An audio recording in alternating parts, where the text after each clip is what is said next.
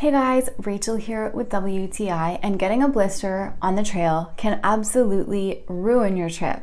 That's why these specific bandages for blisters are amazing. Not only do these bandages work really well, but they're also so comfortable once they're applied to the blister. I found that my blisters were so well protected. You can see it acts like a second skin. It's so stretchy. These are great for going on your toes. I had a really bad blister on my pinky toe. I was trekking 120 kilometers and this stayed on for 5 days, even though my toes were getting wet. So I like that there's different shapes. The ones that I showed you were great for toes, and these are perfect. These ovals are great for like the back of your heel, the side of your foot. You can see how stretchy they are and how sticky they are, so they're not going to go anywhere.